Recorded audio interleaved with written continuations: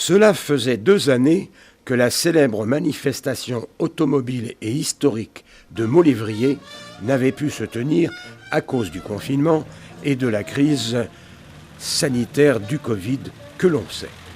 Ce jeudi 26 mai 2022, cela tombait bien, c'est le jour de l'Ascension, l'âge d'or de l'automobile a pu renaître de ses cendres à la satisfaction des amateurs de véhicules de légende et de collection venus nombreux en la circonstance et surtout enthousiastes.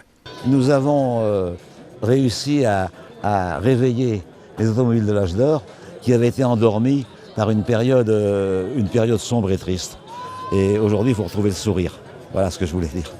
Toujours autant de modèles, toujours autant de véhicules.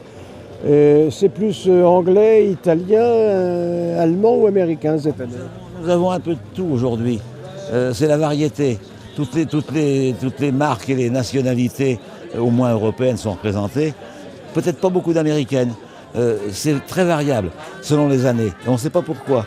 Il arrive par exemple que j'ai des marques où s'inscrivent 10 voitures la même année, et puis l'année d'après, il n'y a pas de cette marque du tout. On ne sait pas pourquoi.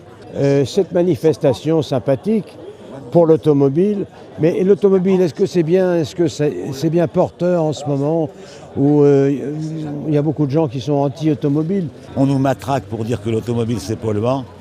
Et j'ai dit tout à l'heure qu'on avait supprimé à Paris la veille de la traversée de Paris. C'est une tradition à Paris, la traversée de Paris pour les voitures de collection.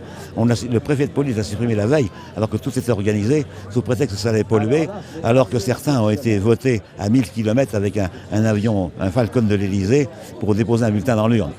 Donc il n'a pas pollué celui-là. Et puis alors ici, dans le Maine-et-Loire, nous sommes tout de même, entre guillemets, à la campagne, en tout cas en zone rurale, et qu'après tout l'automobile c'est encore un peu utile, non? C'est votre avis ou pas? Mais bien sûr, l'automobile c'est le principal outil des gens d'ici depuis après la guerre 14. Les gens ont commencé à acheter des voitures à l'issue de la guerre 14.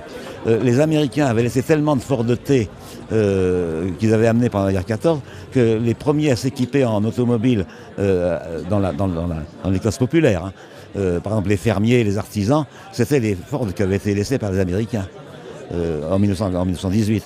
Alors toutes ces voitures se sont vendues aux enchères pour pas cher, et les gens ils ont dit tiens, on va acheter une voiture. Et c'est parti comme ça.